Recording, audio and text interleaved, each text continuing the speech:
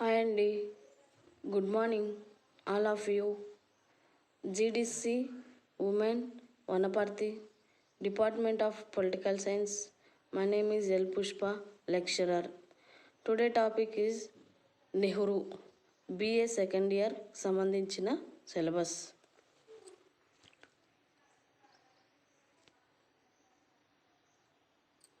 నెహ్రూ పరిచయం. సామ్యవాదాన్ని సృష్టించిన వారిలో నెహ్రూ అగ్రగణ్యుడు. భారతదేశ సామ్యవాదం గురించి పేర్కొన్న మొదటి వ్యక్తి లాలా లజపతి రాయ్ అయితే సామ్యవాదాన్ని ప్రజాస్వామ్యయుతంగా తీర్చిదిద్దిన ఘనత నెహ్రూదే. విద్యా విషయకంగా చూస్తే నెహ్రూ తత్వవేత్త కాదు, కానీ అతని భావాలు మహోన్నతమైనవి. భారత స్వాతంత్ర సంగ్రామంలో గాంధీ కుడిభుజంగా నమ్మిన బంటుగా వ్యవహరించాడు. జన్మత అగర్భ శ్రీమంతుడు. ఇంట్లో జన్మించినప్పటికీ కూడా భారతదేశాన్ని విదేశీ పాలన నుంచి విముక్తి చేయటంలో తన కుటుంబాన్ని త్యాగం చేసుకున్న ధన్యజీవి. అంటే ఇంట్లోనే అగర్భ శ్రీమంతుడు అయినప్పటికీ కూడా అన్ని రకాల సదుపాయాలు ఉన్నప్పటికీ కూడా భారతదేశాన్ని విదేశీ పాలన నుంచి విముక్తి చేయాలని కంకణం కట్టుకోవడం అనేది జరిగింది అన్నట్టు.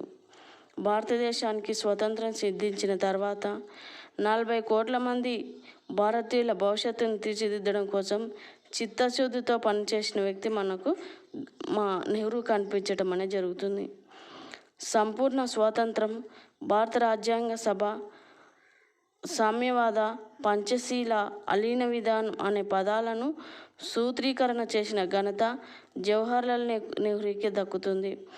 అంటే రాజ్యాంగ సభ నిర్మాణం ఏ విధంగా చేసుకోవాలి, సామ్యవాద భావాలను సూత్రీకరిస్తూ భారతదేశ విదేశాంగ విధానానికి ఒక రూపాన్ని తీసుకొచ్చిన వ్యక్తుల్లో మనకు నెహ్రూ కనిపించడం అనేది జరిగింది. దాంట్లో మనకు చూసుకున్నట్టయితే పంచశీల, అలీన విధానం చాలా గొప్పగా మనకు కనిపించటం అనేది జరుగుతుంది. వలస పాలన నుంచి విముక్తి చేసిన దేశాలను దిశ నిర్దేశాలు, అంటే రెండో ప్రపంచ యుద్ధం తర్వాత అనేక దేశాలకు వలస పాలన నుంచి విముక్తి చెందడం అనేది జరిగింది అన్నట్టు. ఆ దేశాలకు కూడా దిశ నిర్దేశాలు చేయడం అనేది జరిగింది అన్నట్టు. అంటే అలీన విధానాన్ని ఏర్పాటు చేసి, అంటే రెండో ప్రపంచ యుద్ధం తర్వాత 2 అగ్రరాజ్యాలుగా ప్రపంచంలో వెలగడం అనేది జరిగింది. అమెరికా, రష్యా 2 అగ్రరాజ్యాలుగా వెలగడం అనేది జరిగింది. ఆ 2 అగ్రరాజ్యాల మధ్య ఎటువైపు ఉండకుండా ఒక నూతన సిద్ధాంతాన్ని తీసుకొచ్చి, ఒక స్థిరమైన సిద్ధాంతంగా అలీన విధానాన్ని తీసుకొచ్చి ఆ నూతన రాజ్యాలను దిశ అంటే వాటిని ఏ విధంగా నూతనంగా ఆవిర్భవించిన రాజ్యాలు ఏ విధంగా తన రూపుదిద్దుకోవాలనే విధానాన్ని తీసుకొచ్చిన వ్యక్తుల్లో మనకు నెహ్రూ కనిపించడం అనేది జరుగుతుంది. స్వతంత్ర సమరయోధుడిగా, నవభారత నిర్మాతగా ఎన్నో ముఖ్యమైన పాత్రలు పోషించాడు మనకు నెహ్రూ.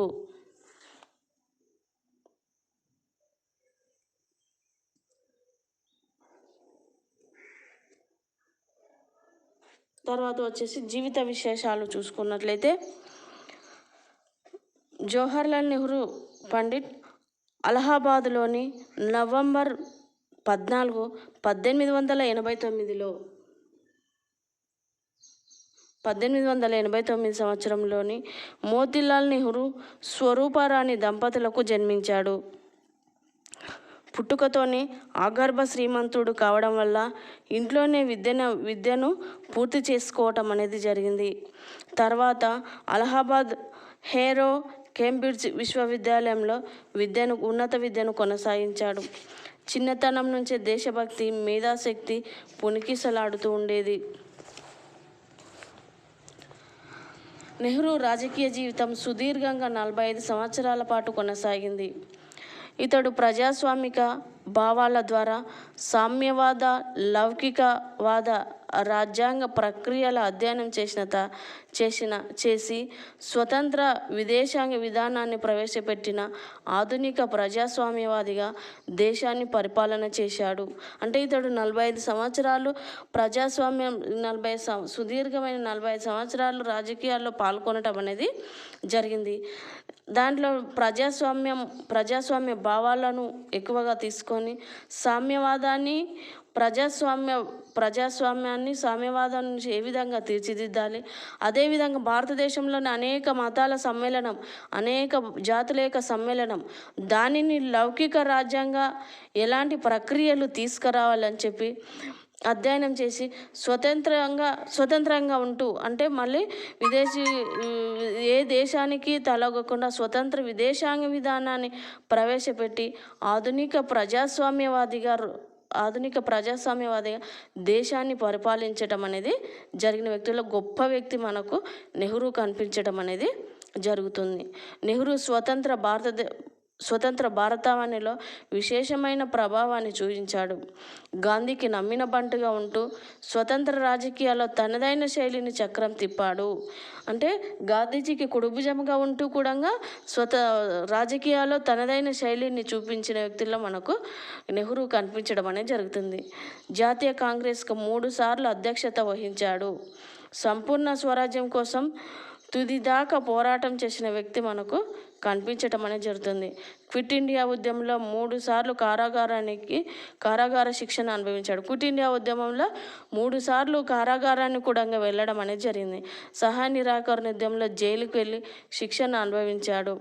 మోతీలాల్ నెహ్రూ అధ్యక్షతన తన సర్వపక్షాల కమిటీ భారత జాతీయ కాంగ్రెస్ను అగ్ర నాయకుడిగా చెలామణి కావడం అనేది జరిగింది. అది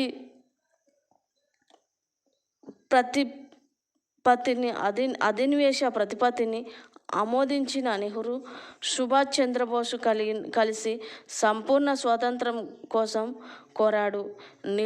నిరసనలు, ప్రార్థనలు, నివేదనలు ప్రాతిపదికంగా ఉన్న మితవాదాన్ని వ్యతిరేకించి, అంటే మితవాద నాయకులు అంటే నిరసనల ద్వారా, ప్రార్థనల ద్వారా, నివేదనల ద్వారా మాత్రమే మితవాదులు కలిగి ఉండడం అనేది జరిగింది.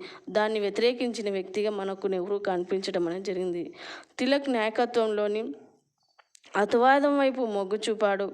అయితే తిలక్ మతభావాన్ని మాత్రం సమ్మతించలేదు. తిలక్ ప్రతిపాదించిన మతభావాన్ని, అంటే భారత జాతీయ ఉద్యమంలో తిలక్ మతభావాన్ని, మనకు శివాజీ ఉత్సవాలు కానీ, గణపతి ఉత్సవాలు కానీ, దుర్గామాత పూజలు కానీ, వీటి ద్వారా భారతదేశాన్ని సమైక్యం చేయాలని చెప్పి తిలక్ ఏదైతే మతభావాల నుంచి జాతీయ ఉద్యమాన్ని తీసుకురావాలన్నాడో దాన్ని నెహ్రూ ఏం చేసినట్టే దాన్ని తిరస్కరించడం అనేది జరిగింది. అట్లే కార్ల్ మార్క్స్లోని శాస్త్రీయ సామ్యవాదాన్ని ఆకర్షించి అందులోని కార్మిక నియంతృత్వ భావాలను ఏవగింపు చేసుకోవడం అనేది జరిగింది. స్వతంత్ర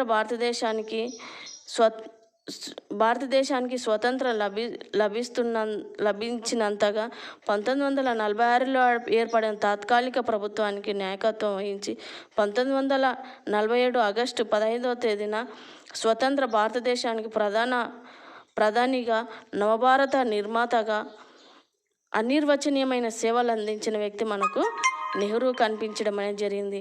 1964 మే 27వ తేదీన స్వర్గీయులు కావడం అనేది జరిగింది.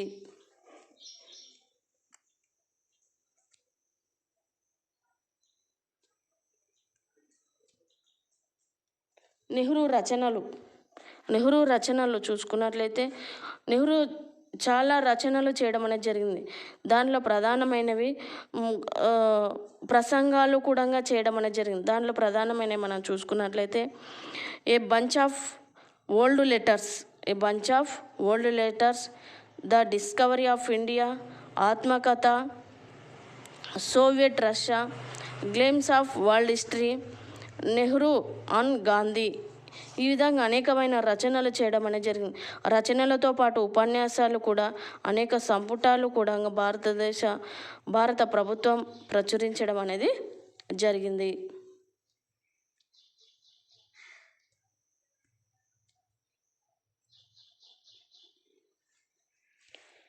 నెహ్రూని ప్రభావితం చేసిన అంశాలు. నెహ్రూని ప్రభావితం చేసిన అంశాలు మనం చూసుకున్నట్లయితే అనేక అంశాలు మనకు కనిపించటం అనేది జరిగింది. నెహ్రూ జీవితంపై చాలామంది ప్రభావం కనిపిస్తుంది. Bernard Russells, Bertrand Russells, Bernard Shaw రచనలు ప్రభావం అమితంగా కనిపిస్తాయి. సిసిరో, థామస్ హాబ్స్, రూసోలా లాగా తత్వవేత్త కాకుండా వారి రచనల ప్రభావం అమితంగా నెహ్రూలో కనిపిస్తుంది. తిలక్, అన్బిసెంట్, హోమ్ రూల్ ఉద్యమం కూడా నెహ్రూ జీవితంపై చెరగని ముద్ర వేశాయి. అంటే తిలక్ అనుసరించిన జాతీయ విధానము, అన్బిసెంట్ విదేశీయురాలు, ఐర్లాండ్ దేశస్తురాలు అయినప్పటికీ కూడా హోమ్ రూల్ భారతదేశం వైపు ఉండి పోరాటం చేసిన వ్యక్తులు మనకు అన్బిసెంట్ ఊకంగా కనిపించడం అనేది జరిగింది. ఆ విధంగా అన్బిసెంట్ ఏర్పాటు చేసిన హోమ్ రూల్ ఉద్యమాన్ని కూడా నెహ్రూపై చెరగని ముద్ర వేశాయని చెప్పడం అనేది జరిగింది. తన తండ్రి మోతీలాల్ నెహ్రూ భావాలు, తన మొదటి గురువైన బెర్నార్డ్ బ్రూక్స్ ప్రభావం కూడా నెహ్రూపై పడింది. అంతేకాకుండా బౌద్ధ మతాన్ని కూడా ప్రభావితం కావడం అనేది జరిగింది. అంటే బౌద్ధ మతంలో అనుసరించిన విధానాన్ని కూడా ఎక్కువగా ప్రభావితం కావడం, తన రచనలోని ఎడ్వర్డ్ అర్నాల్డ్ రాసిన లైట్ ఆఫ్ ఏషియా ప్రభావం కూడా ఎక్కువగా కనిపిస్తుంది. ఆస్తికుడైన గాంధీ శిష్యుడిగా కుడిభుజంగా ఉంటూ జీవితాంతం నాస్తికుడిగానే మిగిలిపోయాడు. అయితే సామ్యవాద సిద్ధాంతాన్ని కూడా ప్రజాస్వామ్యం అనే మూలాలు చేర్చి సామ్యవాదం అనే సిద్ధాంతాన్ని సృష్టించిన ఘనత పండిట్ జవహర్లాల్ నెహ్రూకే దక్కుతుంది. నెహ్రూ ప్రజాస్వామ్య సామ్యవాదంలో జాతీయవాదం, లౌకికవాదం, ఆర్థిక ప్రజాస్వామ్య, సాంఘిక ప్రజాస్వామ్య, రాజకీయ ప్రజాస్వామ్య, అంతర్జాతీయవాదం కనిపిస్తాయి.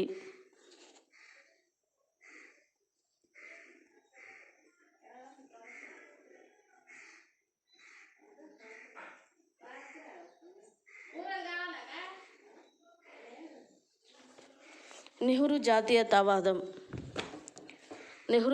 జాతీయతావాదం. నెహ్రూ గొప్ప జాతీయవాది అని చెప్పవచ్చు. అయితే జాతీయవాదంపై కొత్త సిద్ధాంతం ఏమీ ప్రచురించలేదు.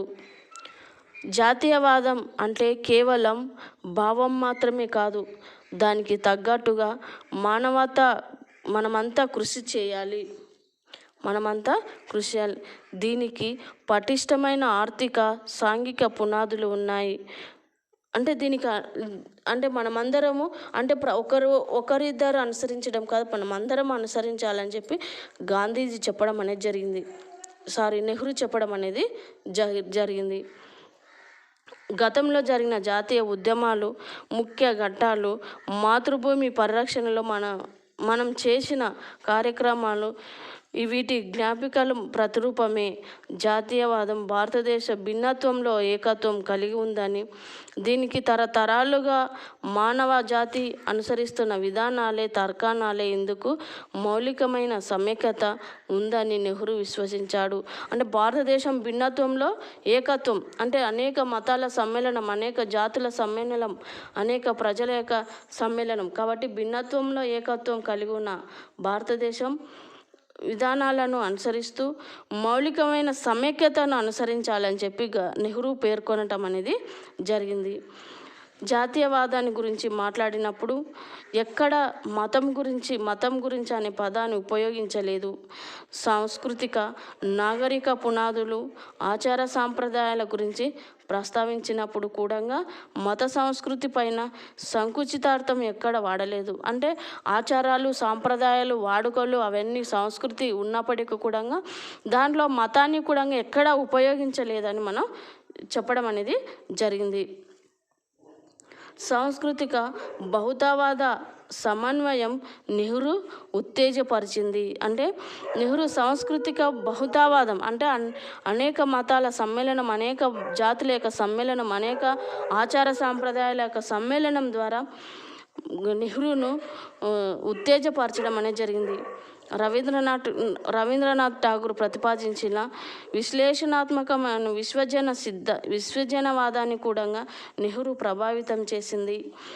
అయితే దయానంద సరస్వతి, వివేకానందుడు, బిపిన్ చంద్రపాల్, అరవిందుడు అనుసరించిన జాతీయవాదం పట్ల, మత సంబంధమైన వైఖరి పట్ల నెహ్రూ సానుభూతి లేదు.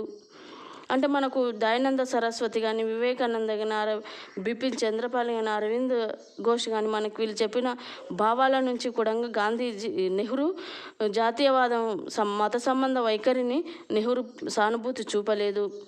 భావోద్వేగాలతో పాటు జాతీయవాదాన్ని సుస్థిర సాంఘిక, రాజకీయ, ఆర్థిక పునాదులకు కూడా వేశాయి.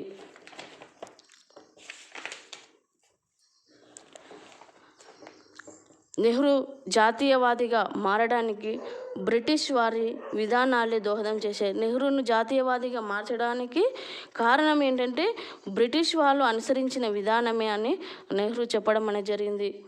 బ్రిటిష్ పాలకుల నిరంకుశ విధానం మానవ జాతిపై బ్రిటిష్ వారికి సంకుచిత అభిప్రాయం, ముఖ్యంగా జాతీయ అహంకార విధానాలను నెహ్రూ తీవ్రంగా కలిచివేశాయి. అంటే బ్రిటిష్ వారు అనుసరిస్తున్న పాలనా విధానము, నిరంకుశ విధానాన్ని చూసి నెహ్రూ తన యొక్క మనసును నెహ్రూను తీవ్రంగా కలిసివేయడం అనేది జరిగింది. అంటే వాళ్ళు అనుసరించిన కౌలు విధానము కానీ, రైతువారి విధానము కానీ, వాళ్ళు అనుసరించిన నిరంకుశ విధానం కానీ, ఇలాంటి విధానాలన్నిటి కూడా నెహ్రూను తీవ్రంగా కలిసివేయడం అనేది జరిగింది. అంతేకాకుండా బ్రిటిష్ పాలకుల దోపిడీ వ్యవస్థ, అంటే ఇక్కడి నుంచి తీసుకుపోయే సంపదను కూడా, దోపిడీ విధానాన్ని కూడా, పాలనలో పారదర్శకత లేకపోవడం, పాలనలో ప్రజలకు అనుసంధానమైన పారదర్శకత లేకపోవడం, భారతీయుల అంటే చిన్న చూపు చూయించినవన్నీ నెహ్రూ జాతీయవాదిగా మార్చివేయడం అనేది జరిగింది అన్నట్టు. మన దేశం సుదీర్ఘ దోపిడీకి ఇంగ్లాండ్ పారిశ్రామిక విప్లవం పెరుగుదలకు కారణమని నెహ్రూ భావించడం. మన దేశం నుంచి తీసుకెళ్తున్న ముడి సరుకులు వీటికి ఇంగ్లాండ్ పారిశ్రామిక విప్లవం రావడానికి కారణం మన దేశమే అని చెప్పి నెహ్రూ బాగా ప్రభావం చేయడం అనేది జరిగింది. నెహ్రూ వారి ఆర్థిక విధానాల వల్ల చిన్న కుటీర పరిశ్రమల మూతపడ్డాయి. ఈ విధంగా బ్రిటిష్ వారు అనుసరిస్తున్న విధానం వల్ల చిన్న పరిశ్రమలు, కుటీర పరిశ్రమలన్నీ మూతపడడం అనేది, వాళ్ళకు జీవన విధానము లేకుండా పోవడం అనేది జరిగింది. కాబట్టి ఇక్కడ గ్రామీణ వృత్తులు వారు, చేతి పని వారు పూర్తిగా నిరుద్యోగులు కావడం అనేది జరిగింది. నిరుద్యోగులు కావడమే కాకుండా వాళ్ళు అనేక పేదరికాన్ని అనుసరించుకుంటూ రావడం అనేది జరుగుతుందని చెప్పి నెహ్రూ భావించడం అనేది జరిగింది. వలస విధానాన్ని దోపిడీకి కారణమైంది. ఇవన్నీ దేశంలోని అనైక్యతకు కారణమైనవని, దీనివల్ల గ్రామీణ వ్యవస్థ పూర్తిగా చిన్నభిన్నమైందని, భారత ఆర్థిక వ్యవస్థ దయనీయమైన స్థితికి దిగజారిందని చెప్పడం అనేది జరిగింది. గ్రామీణులకు భూమిపై యజమాన్య హక్కు లేకుండా చేశాయి. అంటే రైతువారి పద్ధతిని తీసుకురావడం వల్ల గ్రామీణ ప్రజలకు భూ కమతాలను ఏర్పాటు చేసి చేయడం వల్ల ఏమిటంటే అక్కడ ఉన్న భూ యజమానులు ఎవరైతే వాళ్ళకే హక్కు లేకుండా పోవడం అనేది జరిగిందని చెప్పి నెహ్రూ భావించడం అనేది జరిగింది. బ్రిటిష్ పాలకులు మన దేశ పాలనలోని స్వదేశీయులకు ఎటువంటి పాత్ర కల్పించలేదు. దేశ ప్రజల్లోని రకరకాల వర్గ వైషమ్యాలు సృష్టించి దేశ అనేకతకు దెబ్బతీశాయి. బ్రిటిష్ వారిని విభజించి పాలించే విధానం అన్ని అనర్థాలకు కారణాలు అయినాయని నిరుత్సాహం వ్యక్తం చేయడం అనేది జరిగింది.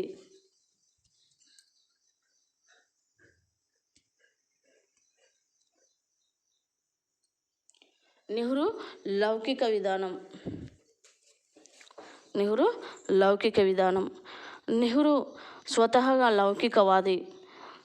అతనికి మతంపై విశ్వాసం లేదు. నాస్తికునిగా పాశ్చాత్య విద్య, ఉదార భావాలు చిన్ననాటి నుంచే తన మనసును విశేషంగా నాటుకుపోయాయి.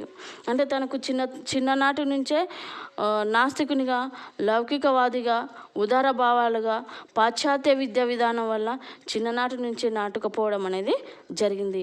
అందువల్లనే భారతదేశంలోని జాతీయ ఉద్యమం అతన్ని మరింత లౌకికవాదిగా చేసింది. భారతదేశంలో ఉన్న జాతీయ ఉద్యమం అంటే బ్రిటిష్ వాళ్ళు ఏం చేసి బెంగాల్ విభజనను ఏర్పాటు చేయడం అనేది, దాని ద్వారా విభజించి పాలించే విధానం కూడా నెహ్రూ జాతీయ ఉద్యమం వైపు లౌకికవాదిగా మార్చివేయడం అనేది జరిగింది. భారత ప్రాతిపదికంగా బెంగాల్ను విభజించడం జరిగింది. ఈ విధంగా కూడా లౌకికవాదిగా మారడం అనేది జరిగింది. ఇక్కడ పేద రైతులు, కౌలుదారులు, నిరుద్యోగులు, చేతి వృత్తుల వారు మద్దతుగా ఉంటూ ఉద్యమాన్ని నడిపించిన వారందరికీ మద్దతుగా ఇవ్వడం అనేది జరిగింది. బ్రిటిష్ పాలకుల పట్ల అల్పసంఖ్యాక వర్గాల నిరాదరణ గురయ్యారని నెహ్రూ నిరసన వ్యక్తం చేశారు. ఎవరైతే సమాజంలోని అల్పసంఖ్యాక వర్గాల వారు వాళ్ళందరూ బ్రిటిష్ పాలనలోని నిరాదరణకు గురి అయ్యారని నిరసన వ్యక్తం చేయడం అనేది జరిగింది. నెహ్రూ చూసిన విధానాలను ప్రజాస్వామ్య లౌకిక తత్వం ఒక కొత్త కోణం ఆవిష్కరించింది. దీని ఆధారంగానే జాతీయవాద రాజకీయ సిద్ధాంతాలకు రూపుదిద్దుకుంది. మత ప్రాధాన్యం లేని శాస్త్రీయ హేతువాద లౌకిక విధానాన్ని రూపొందించాలని లక్ష్యాన్ని ఏర్పాటు చేసుకోవటం అనేది జరిగింది. అంటే ఏ మతానికి అంటే మత ప్రభుత్వాలన్నీ ఏమి కాకుండా, ఏ మత ప్రభుత్వం అనేది కాకుండా, మనకు ఉదాహరణకు చూసుకున్నట్లయితే పాకిస్తాన్ మత ప్రాతిపాదికమైన ప్రభుత్వం. అదేవిధంగా నేపాల్ చూసుకున్నప్పుడు అది మత ప్రాతిపాదికమైన విధానం. కానీ భారతదేశం లౌకిక విధానం. అంటే ఏ మతానికి ప్రాధాన్యత ఇవ్వకుండా అన్ని మతాలకు ప్రాధాన్యత ఇస్తూ అన్ని మతాలను ప్రోత్సహించి అన్ని మతాలకు ఆదరణ కల్పించడం అనేది జరిగింది. ఏ మతాన్ని విస్మరించడం కానీ, ఏ మతాన్ని పెద్దగా అంటే ప్రాధాన్యత ఇవ్వడం కానీ మత ప్రాతిపాదికమైన రాజ్యం కాదన్నట్టు భారతదేశం. కాబట్టి అన్ని మతాలకు ప్రాధాన్యత ఇవ్వడం అనేది జరిగింది. ఈ విధంగా కాబట్టి నెహ్రూ అనుసరించిన లౌకిక విధానం చాలా గొప్పగా ఉండడం అనేది జరిగింది. నెహ్రూ జాతీయ సమైక్యత ప్రాధాన్యాన్ని గుర్తించి కూడా వివరించాడు. జాతీయ సమైక్యత ఎప్పుడూ న్యాయబద్ధ లక్ష్యం వైపు మాత్రమే ఉండాలని భావించడం అనేది జరిగింది. నెహ్రూ కాశ్మీర్ ప్రజల ఆర్యులని మరవలేదు. అంటే కాశ్మీర్ ప్రజలు ఆర్యులని ఎప్పుడు మరవలేదు నెహ్రూ. వారు తమ ప్రత్యేక ఆర్యన్ లక్షణాలను భద్రపరచుకోవాలని, తమ సమూహాన్ని గుర్తింపు నిలుపుకోవాలని భావించారు. లేకపోతే భారతదేశ సముద్రంలో భారతీయుల జనవాహిలోని కలిసిపోతాయని భయపడుతున్నాడు. ఈ విశాల దేశంలో మాది స్వల్ప సంఖ్య అని అంటుందని పేర్కొన్నాడు. దీనిని బట్టి నెహ్రూ లౌకిక విధానం తెలుస్తుంది. మతానికి ఎప్పుడూ ప్రాధాన్యం ఇవ్వలేదు. మత ప్రమేయం లేని విధంగా ప్రజాస్వామ్య లౌకిక విధానాన్ని ఏర్పాటు చేయాలని అతని యొక్క ఆకాంక్ష.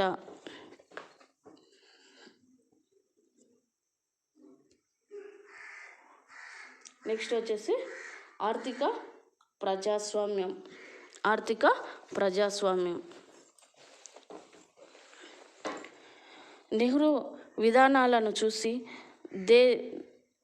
దేశాల నుంచి తీర్చిదిద్దిన విధానాలను చూసి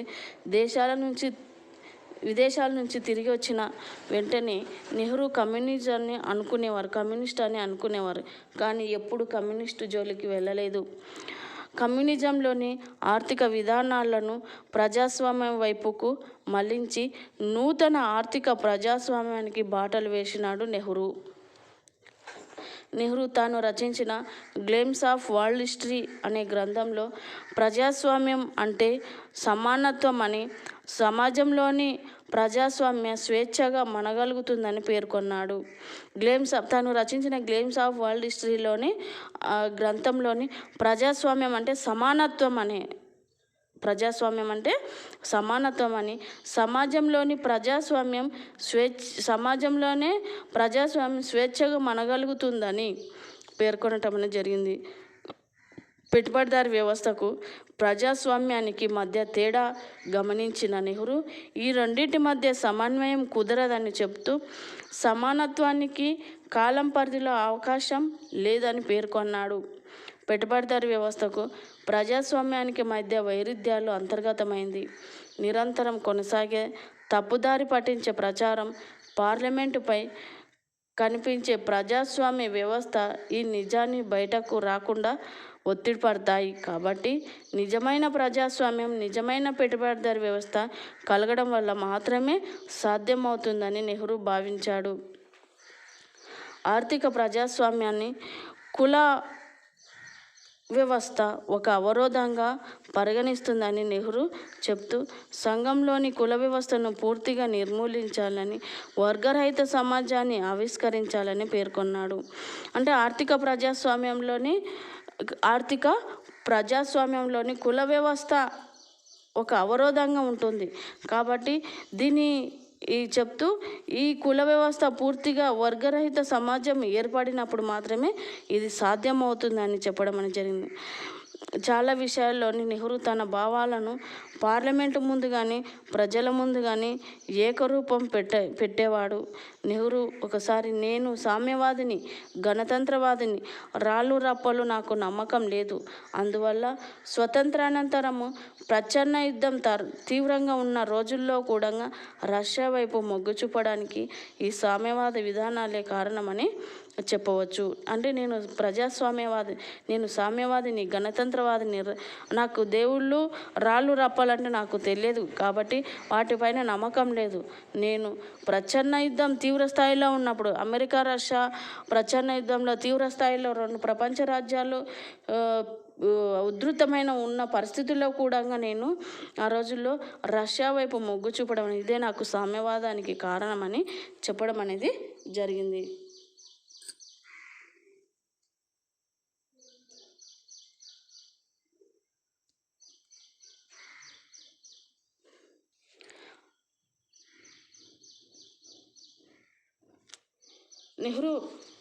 నెహ్రూ 1954లో రేడియోలో స్వతంత్ర భారతదేశానికి తొలి ప్రధానిగా ఎన్నికైనప్పుడు 1954లో రేడియోలో మాట్లాడుతూ సామాజిక నిర్మితిలోని మౌలికమైన మార్పుల్ని సమర్థించి ఎవరిని అణిచివేసే దుర్బుద్ధి కలిగించదో, అంటే ఎవరిని అణిచివేసే దుర్బుద్ధి కలిగి ఉండదో, వ్యక్తిగత లాభాల కోసం ఎవరైతే పనిచేయరో, ఏదైతే రాజకీయ అధికారము సక్రమైన వికేంద్రీకరణ జరుగుతుందో, అంటే ఇక్కడ ఎవరిని అణిచివేసే పరిస్థితి రాకుండా, ఎవరు తన సొంత లాభాల కోసము పని చేయకుండా, అంటే సమాజం కోసం మాత్రమే పనిచేసినప్పుడు, ఎక్కడైతే రాజకీయ అధికారం సక్రమంగా అధికార వికేంద్రీకరణ చేసినప్పుడు, అధికారం కేంద్రీకృతం ఏమవుతుందంటే నిరంకుశం కావడం అనేది జరుగుతుంది.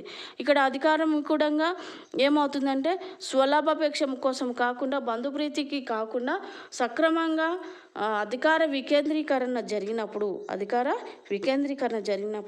అలాంటి సామాజిక తత్వంపై దృష్టిని కేంద్రీకరించడం వల్ల ఆర్థిక ప్రజాస్వామ్యాన్ని, వర్గరహిత సమాజాన్ని, సమసమాజ నిర్మాణాన్ని వివిధ పేర్లతో సంబోధించడం అనేది జరుగుతుంది. అంటే ఈ విధంగా అధికార వికేంద్రీకరణ కానీ, ఎవరైతే సొంత లాభాల కోసము పనిచేయరో, ఎవరైతే ఎవరిని అణిచివేయకుండా సమాజ సంక్షేమం కోసము పనిచేస్తారో అది మాత్రమే ప్రజాస్వామ్యానికి, వర్గరహిత సమాజం కానీ సమసమాజ నిర్మాణం అని వివిధ పేర్లతో పిలవడం అనేది జరిగింది. ఈ విధంగా ఆర్థిక ప్రజాస్వామ్యం వల్ల భారతదేశం చివరికి మిశ్రమ ఆర్థిక వ్యవస్థగా బలపడుతుందని దోహదం చేయడం అనేది జరిగింది.